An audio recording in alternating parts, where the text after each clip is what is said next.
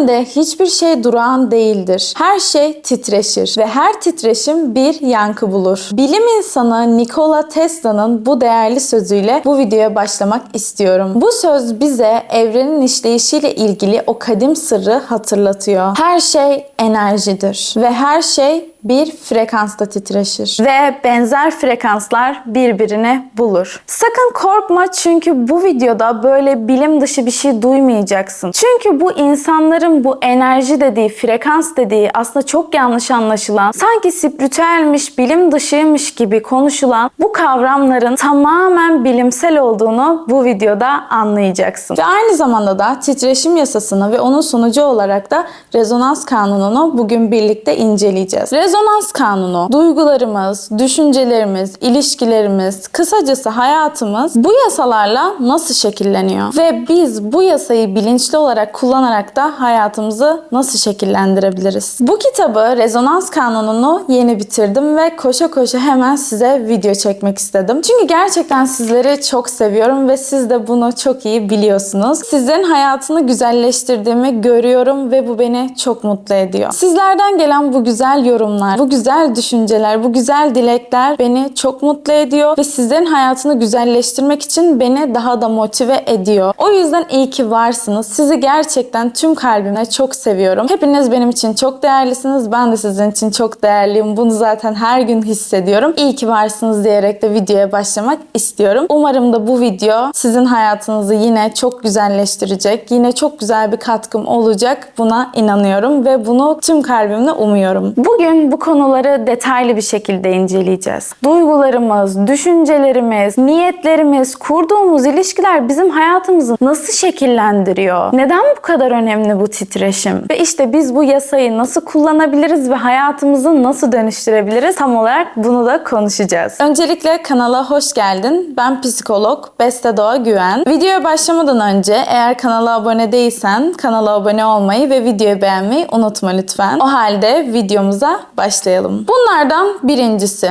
titreşim yasası nedir? Ve her şeyin özü neden enerjidir? O kadar yanlış anlatılan bir konu ki bu enerji. Ama ben bunu hem bir psikolog olarak hem de aslında fizik alanında da bilgi sahibi olan biri olarak tamamen bilimsel bir bakış açısıyla da ele almak istiyorum. İstersen notta tutabilirsin. Şimdi birazcık fizik alanına gidelim. Kuantum fiziğine göre madde aslında atomlardan, atomlar ise büyük oranda boşluklardan oluşur. Ve bu boşlukta hareket eden enerji belirli bir frekansta titreşir. Yani biz aslında böyle sadece katı, işte et, kemik, böyle organlarımızın olduğu bir varlıkta değiliz mantıken. Çünkü bizim atomlarımız titreşiyor. Yani biz aslında bir titreşen de bir varlığız. Yani şunu demek doğru olur. Biz bir enerjitik varlığız. Ve dediğim gibi biz sadece etten, kemikten varlıklar değiliz. Bizim duygularımız ve düşüncelerimiz var. Ve bu düşüncelerin ve duyguların yaydığı frekanslardan oluşuyoruz. Ve işte titreşim yasası şunu söylüyor. Evrenin her birimi belirli bir frekansta titreşir. Ve bu titreşim onun varoluş biçimini belirler. Ve bu yasa sadece fiziksel nesneler için geçerli değil. Dediğim gibi bir psikolog olarak bunun psikoloji, ruh kısmıyla da ilgilenen birisi olarak aslında tam bu alanla, yani bizim duygularımızla ve düşüncelerimizle de ilgili. Duygularımız, düşüncelerimiz, inanışlarımız, kurduğumuz ilişkiler, bunlar için de geçerli bir yasa. Bir duygu sadece psikolojik bir süreç değildir. Aynı zamanda da biyolojik bir akıştır. Mesela bir örnek verelim. Korku bizim vücudumuzda kas gerilmesine, nefesimizin hızlanmasına ve aslında düşük frekanslı bir duygu oluşturmamıza sebep olur. Sevgi ise ve her videomda söylediğim şükran, yani şükretme duygusu ise kalp ritmimizi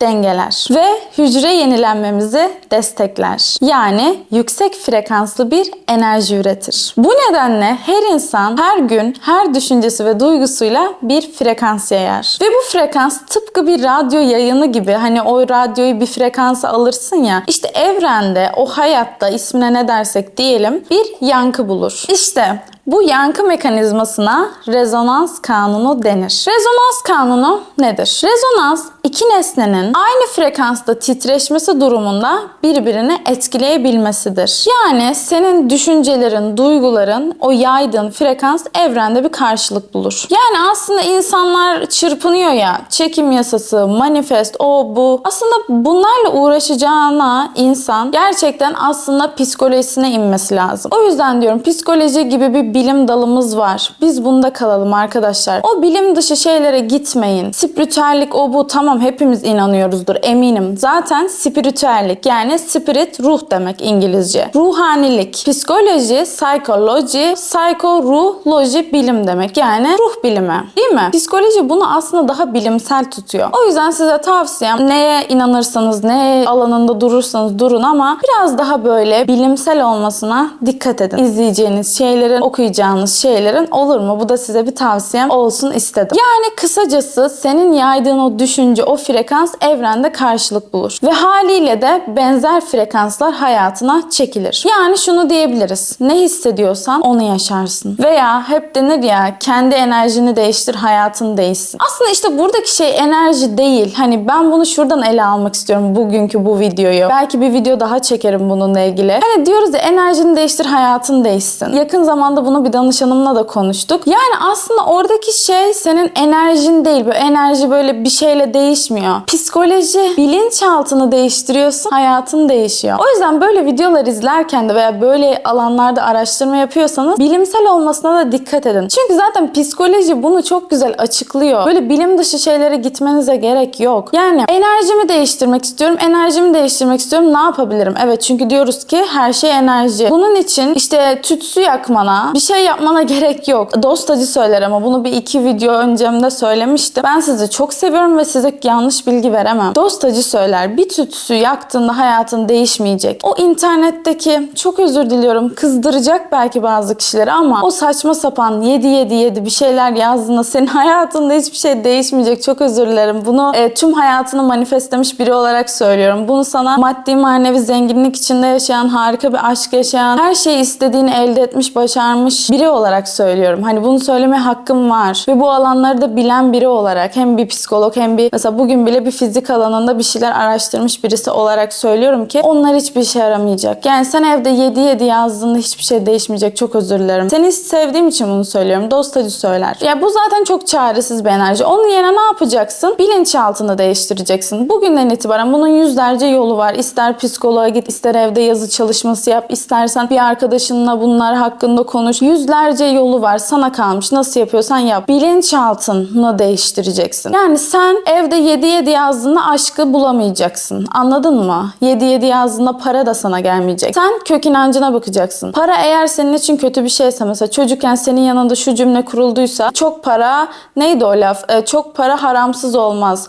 Buna inandıysan asla çok paran olmayacak. Çünkü bilinçaltın hep diyecek ki ben kötü biri olmalıyım, haram yemeliyim ki param olsun. Hayır, helal şekilde de para kazanılabilir ve kolay bir şekilde kazanılabilir. Ya da bilinçaltın, çocukken bir dizi izledin ve bir adam orada dizide, filmde karısını aldatıyor ve sen ömür boyu şöyle diyeceksin: aşk çok kötü bir şey, demek ki erkekler böyledir, kadınlar böyledir diyeceksin ve öyle tip erkekleri hayatına çekeceksin. Yani kısacası evinde 7'ler, tütsüler, taşlar, bilmem neler yerine yapacağın şey bilimde, yani psikolojide. Dediğim gibi psikoloğa mı gidersin? Bilinçaltını nasıl değiştiriyorsan o iş sende. Ben sana bunun yolunu söylüyorum ama o işi düzeltiyorsun. Dediğim gibi bilimde kalıyoruz ki dönüşüm alabilelim. Şimdi psikolojik açıdan rezonans ve titreşime gelelim. Dediğim gibi titreşim sadece fizikte, atomlarda olmuyor. Aynı zamanda psikolojiyle de bağlantılı bir konu. Hepimiz aslında hayatımızı yaratıyoruz diyorlar ya, yine spiritüellikte. Ki dediğim gibi ben burada şey demiyorum, bunlar yalan demiyorum. Bunlar doğru ama bunların açıklaması ve yolu psikolojide. Bundan bahsediyorum. Evet, hayatımızı biz yaratıyoruz ama biz bir tanrı değiliz tabii ki. Ama hayatımızı evet biz şekillendiriyoruz. Bunu yapan şey de bizim kimlik algımız, bizim bilinçaltımız, bizim travmalarımız. Temel inanışlarımız, kök inanışlarımız. Biz bunları hissediyoruz ve bunları da hep ama hep yaratıyoruz. Az önce verdiğim örnek gibi. Ve bu inanışlarımız içsel frekanslarımızı belirliyor. Ya da mesela bazı kişiler vardır vardır ya. Bu arada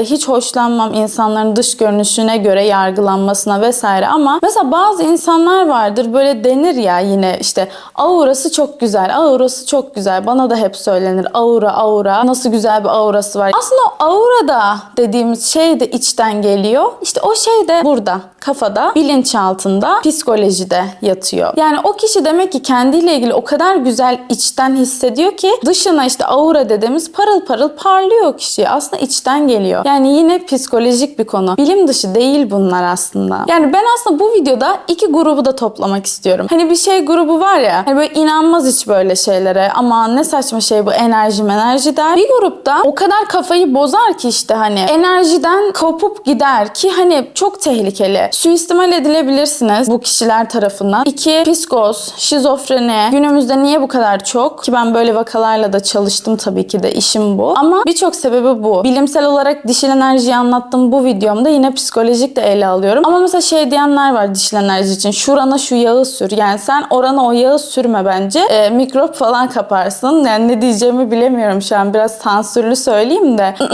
Böyle değil bu. Yani bilimde kalacağız, bilimde devam edeceğiz. Yani kısacası ben bu iki grubu da bu videoda bir ikna etmek de istiyorum. Yani tamamen spiritüellikte kalmayalım ama tamamen böyle hiçbir şeyde inanmayarak da olmaz. Ama ikisinin birlikte olması aslında bu konu. Bunu demek istiyorum. İşte psikolojiyi bu yüzden çok seviyorum. O yüzden zaten psikolog oldum ve hala da işimi çok severek yapıyorum. Danışanlarımı çok seviyorum. Benim için çok kıymetliler. Umarım bu videoyu izlemezler çünkü biraz utanabilirim ama hepsi benim için çok kıymetli. Hepsi birbirinden benim için çok değerli. İşimi çok sevdiğimi söylerken bunu da yine kalpten söylemek istedim. Ve şimdi de bir danışanımdan hatta bu konuda örnek vermek istiyorum. Kendisinden izin aldım. Çünkü ben çok etik bir psikoloğum. Yani her psikolog çok etik bu arada. Yani bir psikoloğa gittiğinizde, bir psikiyatriste tabii ki de anlatacağınız her şey onlarda kalıyor. Sakın korkmayın. Bana da aynı şekilde danışanlarımın anlattığı her şey ölene kadar benimle kalacak. Asla ikimiz arasında kalacak. Ama bugün bu konudan örnek vermek istediğim için danışanımdan izin aldım. O da anlatmamı istedi zaten. O yüzden şimdi ondan da bir örnek vermek istiyorum. Şimdi danışanımda ben yeterli değilim kök inancı vardı. Bu da ona çocukluktan gelmişti. Çocukken sürekli eleştiriliyor. Sürekli kıyaslanılıyor. Komşuyla, sınıfındaki biriyle hep bu şekilde büyüyor. Ve ne oluyor? Büyüyünce onu sürekli eleştiren, sürekli onu başkalarıyla kıyaslayan erkeklerle sevgili oluyor. Hatta o tip arkadaşları hayatına çekiyor. Günün sonunda hep şöyle bir sahne yaşanıyor. İşte bak o senden daha güzel, bak o daha iyi veya bu söylenmese bile kendini kıyaslarken buluyor başka insanlarla. Hani belki o kişi doğrudan bunu söylemiyor ama öyle hissettiriyor kendince gibi. Yani içsel olarak o titreştiği frekans ne? Yetersizlik. Yani kısacası aslında psikolojik olarak da içimizdeki neyse dışımıza o çıkıyor. Bu arada benden çok fazla terapi almak isteyenleriniz oluyor arkadaşlar. Buradan toplu bir şekilde söyleyeyim. info@bestedoğa.com mail adresine mail atarak online veya yüz yüze şekilde terapi alabilirsiniz. Oradan iletişim kurabilirsiniz. Yani aslında hayat bir film olsaydı şunu diyebilirdik. Bilinçaltı senaryomuz hayatımızın senaryosunu yazar. Yani sen bir filmde olsaydın ve o filmin başrolü olsaydın, senin o filminin akışı, o senaryosunu yazan, belirleyen şey senin bilinçaltın. Ama sen evinde durup ben yeterliyim, ben güzelim, ben zenginim veya ne istiyorsan dediğinde bir şey değişmeyecek. Senin aslında neye inandığın önemli. Bilinçaltının neye inandığı önemli. Ama onun dışında evde durup hiçbir şey yapmayıp ben değerliyim dersen bu değişmeyecek. O yüzden diyorum bunu bilinçaltında kendin çözeceksin. Ya terapi alacaksın, psikoloğa gideceksin veya kendin artık bir şeyler yapacaksın. Yazı çalışması, shadow work, sana kalmış bunu yapmak. Yüzeyde kalmayacağız yani. Hani evde oturup ben değerliyim demek yüzeyi oluyor. Bizim o derinlerine inmemiz gerekiyor. Şimdi sana da bu konuda bir tüyo vereceğim. Terapi alamayanlar için çünkü bu konuda şuna dikkat edeceksin. Ve bunları istiyorsan şu an not al. Bu 3 şeye dikkat et. Bu 3 şey özelinde bir yoğunlaş. En azından bir süre, mesela 1-2 ay bu üçlüde yoğunlaşabilirsin. Birincisi, en çok düşündüğün şeylere odaklan. Dediğim gibi şu an bence bu 3 maddeyi not al. En çok düşündüğün şeylere odaklan. Çünkü aslında farkında değiliz ama mesela yolda gidiyoruz, sokaktayız. Sokakta binlerce insan var. Hepimizin aslında kafasında bir şeyler var ve en çok düşündüğü şeyler var. Farkında değiliz. Herkesin farklı farklı. İşte o en çok düşündüğün şeyleri bul. Ve sakın kendine yalan söyleme. Utandırıcı da olsa, ayıp da olsa, manyakça da olsa, işte etik dışı da olsa kendine yalan söyleme ki bul bunu. Dediğim gibi tetikletebilir çünkü bu durumlar ama iyileşmenin şartı da bu biraz. 2. Yoğun hissettiğin duygulara odaklan. Yine aynı şekilde her insan biricik ve herkesin o yoğun hissettiği duyguları da farklı oluyor. Ona odaklan. Bu arada yüzlerce duygu çeşidi de var. Yani evet, en temel duygularımız var böyle yine ama bir sürü çeşit de olabilir. İşte mesela hayal kırıklığı da bir duygu olabilir. Öfke, sinir, mutluluk, sevinç, açlık. Anladın mı? Böyle yüzlerce aklına gelebilir bu senin. İşte beklentinin karşılanmaması. Yani bunlar böyle en çok hissettiğin o duygulara odaklan. Üçüncü de en derin inandığın kalıplarına odaklanman gerekiyor. Şimdi az önce verdiğim o para örneği vardı ya. Mesela diyelim ki sen hayatının bir döneminde şuna inandırıldın. Kesin çok parası olan insanlar çok kötüdür. Kesin kötü insanlardır. Buna inandıysan hayatın boyunca sen istediğin kadar uğraş, yedi yap, bir şey yap. O yeteri kadar o paran olmayacak hayalindeki kadar. Çünkü sen buna bir kere inandırıldın. Yani sen şunu düşünüyorsun. Senin kalıbın, o kök kalıbına odaklanman gerekiyor. Sen şunu düşünüyorsun. Demek ki her insan, parası çok olan insanlar kötüdür ve sen kötü bir insan olmak istemediğin için asla çok paran olmayacak. Mesela bu bir kalıp. Veya diyelim ki sen hayatının bir döneminde şunu öğrendin. Her insan aldatır. Sallıyorum ki böyle bir şey yok. Sen buna inandıysan hep öyle ilişkileri çekeceksin. Sürekli aldatılacaksın. Sürekli çevrenden böyle şeyler dinleyeceksin. Çünkü kalıbın bu. Yani sen şuna inanıyorsun. Ben kesin aldatılırım. Kesin her insan aldatır. Ve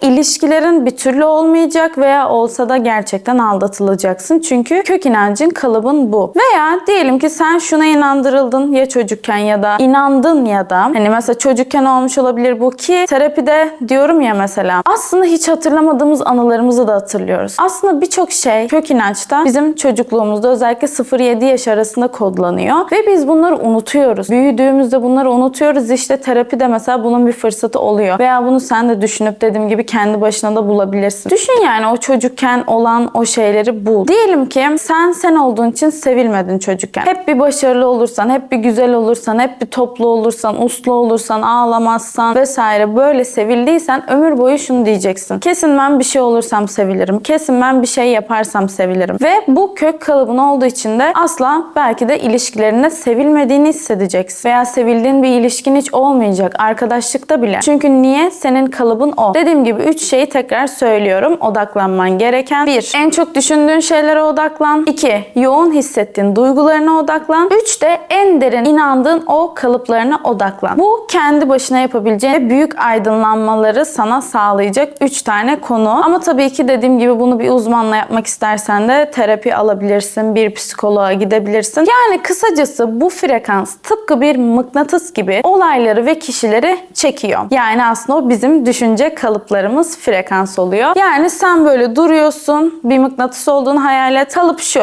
ben çirkinim. Evet, sürekli çirkin hissettirileceğin olaylar çekeceksin. Sürekli. Ama diyelim ki kalıp şu, düşünce şu. Ben güzel ve romantik bir ilişkiye değerim. Bunu dediğin an zaten çok sevileceğin insanları çekeceksin. Arkadaş olarak da, sevgili olarak da, ailen de. Herkes zaten seni çok sevecek. Bunu bir mıknatıs gibi düşün. Ama aynı zamanda o mıknatıs şunu diyor, yayıyor. Diyor ki ben asla sevilmem. Hop. Bunu çekiyor. Sürekli sevilmediği, sürekli bu senaryoları çekiyor. Ya bu her şey olabilir. Mesela benim duygularım değersizdir. Benim gözyaşlarım değersizdir. İnanışın varsa ki bu senin suçun değil. Bunu da yine bir psikolog olarak söylemek istiyorum. Bunların hiçbiri senin suçun değil, tamam mı? Yani çocukken sen ağladığında senin ağlamana değer verilmediyse bu senin suçun değil. Ya da işte sevgilin sen ağlarken senin duygularına önem vermediyse bu senin suçun değil. Bu etkinin bir tepkisi, tamam mı? Yani kendini de suçlama. İşte ben sevilmiyorum, bu benim suçum. Hayır, sana çocukken bu öğretildi. Hiçbir şey senin suçun değil. Biz aslında kısacası videoda da dediğim gibi hem spiritüellik hem bilim, bunların birleşimi birazcık da hani psikolojiyi de aslında konuşuyoruz. Yapacağımız şey kısacası şu. Bilinçaltımızdaki o düşünceler, o duygular bizim frekansımızı belirliyor. Biz de bunu bilerek hareket edeceğiz. Ve biz de ne yapacağız? O bilinçaltımızdaki o duyguları, o düşünceleri dönüştüreceğiz. Ne yapacağız? Daha yüksek titreşeceğiz. Ve Ve bunun sonucunda ne olacak? Gerçekten bu dünyada cennet gibi bir hayat yaşayabileceğiz. Ki benim umudum, niyetim de tam olarak bu. Sizleri çok ama çok seviyorum. O halde bir sonraki videomuz şu olsun mu? Titreşim yasasıyla uyumlu bir hayat nasıl yaşanır? O zaman bir sonraki videoda da bunu konuşalım. Rezonans kanunuyla, titreşim yasasıyla uyumlu bir hayat nasıl yaşarız? Ve yine bunu hem spiritüel hem bilimsel hem de psikolojik olarak ele alalım. Çok boyutlu yönüyle ele alalım ve hepimizin de hayatı çok güzel olsun. O halde sizi çok ama çok seviyorum. Umarım videom senin hayatına çok iyi gelecek. Ve eğer kanala abone değilsen de kanala abone olmayı unutma lütfen. Ve videoyu beğenmeyi ve yorumlarını da paylaşmayı lütfen unutma. Senin de yorumlarını çok merak ediyorum. Düşünceleriniz benim için çok kıymetli. Kendinize çok ama çok iyi bakın. Sizleri çok seviyorum. Bir sonraki videoda görüşmek üzere. Bye bye.